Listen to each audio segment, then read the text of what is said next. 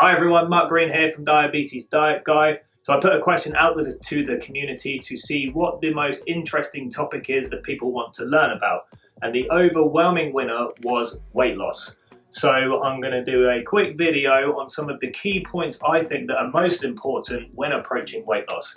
Now everyone's obviously going to be at different points in terms of their journey. So it's just about trying to take generic principles and applying them to yourself. I do have a new website coming at the time of filming. On that website will be a course all about type 2 diabetes and will include a diet plan that is consistent with UK guidance on eating for diabetes, which ties in very nicely with weight loss. That's not for everyone, but if you do need a helping hand, it might be worth checking it out. But in the meantime, as you can see, I've written down 6 key points that I always approach with patients when I see them in clinic about what they're doing with their weight loss plan. Now, as you can see, number 1 is calorie deficit. Now, whichever way a diet is dressed up, whether it's keto, vegan, Atkins, paleo, high protein, low carb, regardless, the way they work is by achieving a calorie deficit, which means more energy is being used up than your body currently requires. And as you get heavier, whether it is fat or muscle, your body needs more energies to sustain that mass, which is why larger people tend to get away with eating more. So let's say myself at 5'8" compared to my friend who is 6'7" and much larger, his calorie requirement is more than likely going to be a lot more than what I can get away with. So it's knowing yourself as well. But in order to achieve a calorie deficit, we need to somehow expend more calories than we're taking in. And essentially we can do that 2 ways. We can eat less or we can get more active. And obviously it gets a lot more complex than that in terms of actually putting that into practice. But ultimately that's the basis of this, regardless of how diets dress it up. So just understanding that and keeping that in mind is crucial, because I see so many people who think what they're doing is enough. They say, I just can't lose weight, it must be my metabolism, it must be my thyroid, it must be this, it must be genetics, it must be that. When actually they shouldn't take it so personally. Probably easier said than done. But really all this, if you're not losing weight, it's just feedback. It's just telling you right now what you're doing isn't quite enough to kickstart weight loss. They might have actually made an improvement. They might have stopped gaining weight at such a rapid rate. They might have stopped gaining weight. But ideally what we're trying to do is stop that curve and tip it down into the weight loss trajectory, okay? And keep in mind, I suspect the weight hasn't gone on rapidly for most people. It's taken years. So to suddenly expect a few changes in the diet to suddenly kickstart this rapid weight loss is unrealistic. There are crash diets out there, but from what I find is when people approach crash diets, they get bored of them or they burn out and then they just go back to their baseline behaviors. So you just need to think about the long term, which takes us on to point number 2, which is where do I start? And was a very specific question on the community group. And I think to start, you need to think about your long-term plan. So where do I want to be? What does that look like? What does it feel like? And then start getting into touch with what are you doing right now? What's preventing you from being where you want to be? What are those negative behaviors that are preventing this long-term goal? And start writing it down, and even start addressing barriers that will come with it. What is stopping me from doing this? How important is it to me on a scale of 1 to 10? If it's 7, why is it not 10? But 7's still quite high, so why is it not a 3? And then you start to actually find those motivators that will help you put this long-term plan into place, but also identify those barriers that might stop you. And that means you can then start to come up with ideas about how to get around those barriers. And within the long-term plan, you need to start thinking about short-term milestones. Classic, people say to me, I want to lose 4 stone, but they have yet to lose 1 pound. So let's start thinking about actually, let's get the first half a stone off. Let's get the first 7 pounds off, or even less, or maybe a bit more. And then when we get there, we can reevaluate, rather than trying to tackle a tremendous amount of weight to start with and then feeling dejected if you don't reach that milestone really quickly. So make short-term milestones, and then with that, plan how you will do it. So what is it that you're going to do differently to reach your short-term milestones that will feed into your long-term plan? So I think the saying is, fail to prepare, prepare to fail. You need to plan. And often this is the phase that's missed out. You sign up to a diet and then it's all there for you. But then when you hit some resistance, you don't have the skills or identify the barriers to be able to overcome them. So make sure you don't skip this part. Number 3, physical activity. I've seen too many people now over the years to ignore this one any longer. Because when you look at the medical research, actually exercise isn't a terrific way of losing weight. It's not as good as calorie restriction in terms of diet. And I'll agree, the diet, the calorie deficit is still the chief or the biggest contributor to helping you lose weight. So it's mostly diet. But what I find is when people are missing the physical activity, whether it's just living sedentary lifestyles or a medical condition, their baseline calorie intake from food almost meets what their body requires, making it very hard to achieve a calorie deficit. So you really need to be getting out there and working up, not necessarily a sweat, but getting active, working up some calories expended, because it gives you such more of a margin of error with the diet. And ideally, you're getting the heart rate going. And I don't really mind how you do it, whether it's cycling, walking, running, the gym, whether it's just weights, maybe you struggle with lower body mobility, use the battle ropes, use a hand crank.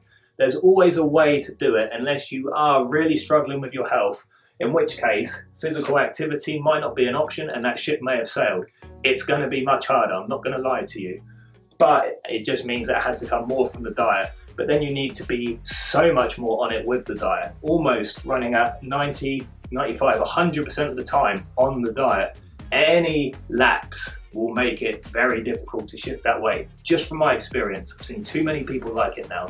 Whereas when people start to get active, it helps to promote that mobilization of the fat, and it gives them a bigger margin of error with the diet, which means they can eat a little bit more of what they like, still have treats, and it makes the diet overall much more sustainable and bearable, essentially.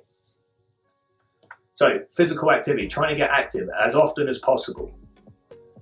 Number 4, calorie swaps. So identifying in your diet, where are the quick wins that you can make? So it might be as simple as going for lower fat options, for example, rather than the full fat cheese, the 50% reduced fat cheese, rather than the 15% mincemeat, go for the 5% mincemeat or turkey mince, or use corn or beans and pulses and lentils instead. Choose chicken breast over chicken thighs. Thinking about portions as well. What's the distribution of the plate? Is your plate is the vast majority of your plate carbohydrates and protein with a small amount of vegetables? In which case, redistribute the plate. Mostly vegetables with some lean protein, like I say, like chicken breast, turkey, lean cuts of meat, or fish, and then a small amount of carbohydrates as well. And by doing that, redistributing the plate, you're going to start to reduce the calories taken in without changing a huge amount in terms of the meal itself. So you can still enjoy these foods, you just need to think about what's going in.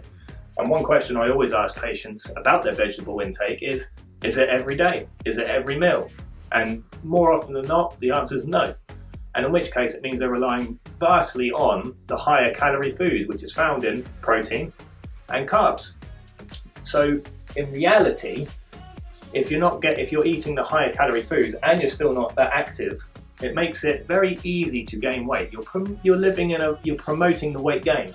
Whereas if you choose those lower calorie foods, fruits and vegetables, with some protein and some starchy carbohydrates, and getting physical activity in, you're starting to promote an environment that encourages weight loss. And then the final 2 here. Number 5, be consistent. Again, another one that lacks so much with patients I see. So they'll give it a go, but then they give up after a certain amount of time. And this is pretty normal, and to be honest, I'm probably guilty of it with other endeavours. But had they just carried on, they probably would have found that in 6 months or a year's time, when they're looking back, they'd be so much further away, they'd be so much closer to their goal had they just stuck with it, had they not gave up. So you just need to be consistent. It's like anything. If you're trying to learn a language, you need to practice. The more you practice, the more chance you'll become fluent. If you take up a sport, the more you practice, the better you're going to become. You can't cheat this. You can't cheat being good at sport. You have to practice, and it's the same with diet. You need to practice what you preach. You can't cheat it. And then number 6, be patient. So like I say, it takes time for the weight to go on for most people. So almost the weight is the end result of this process. I wouldn't focus on the weight. It helps us measure how you're getting on. But in reality, my focus would be on putting in these good behaviors and focusing on every day being active, making sure you're getting your vegetables in, choosing the right types of carbohydrates, the slow releasing ones, trying to choose leaner sources of meat and protein, watching your portions. And those behaviors that you're then focusing on promote the overall endpoint, which is the weight loss. Whereas people get overly occupied on the weight loss and forget about actually the behaviors that will promote that. So we just need to change the focus and then be patient. So it's really kind of like, it's a journey essentially, and we need to steer the ship. So if suddenly you start to drift off course, you need to just readjust and get yourself back on course. Every now and then you might find yourself in a place you don't want to be. It doesn't mean you abandon ship and give up. It means you just need to reevaluate, look at the overall plan again, get out the map for the journey metaphor and replan your course. And then that allows you to get back on track and then hopefully get to where you want to be. So don't take it personally. If you're not losing weight, it's just feedback, okay? It's your body telling you maybe a bit more needs to be done, physical activity or with the diet. So don't get disheartened. It just might need a bit more, which I appreciate can be frustrating, but unfortunately, like I say, you can't cheat it, okay? So for me, that's just 6 quick things that I look at in clinic. Hopefully it's useful. Obviously it's much more involved than this, and when I get patients in the clinic or see private patients one-to-one, we go through the whole lot. We go through their medical background, their weight history, what's led to this point, any medications, their diet, their lifestyle, really pick it apart and then start making practical advice based on their individual circumstances. But without a doubt, I always touch on these points time and time again, and I get very similar answers for people who are in similar positions. You'd be surprised. So just some things to think about. If you've got any questions, post at the bottom of this video or post in the community group where I also add this video, or even just get in touch with me directly. You can find my contact details on my website, diabetesdietguide.com. Like I said, at the time of filming, new website coming, which will include a type 2 diabetes course and program, along with diet plan, which kind of takes the hard bit out in terms of which foods to choose and gives you all the education you need to know about type 2 diabetes. There is a fee associated, unfortunately, just for maintenance costs and things. And also, you know, in reality, this is my job. But if it's not for you and you just want to have some free information, then these are the places to start. So I hope that's useful, and I will see you guys soon.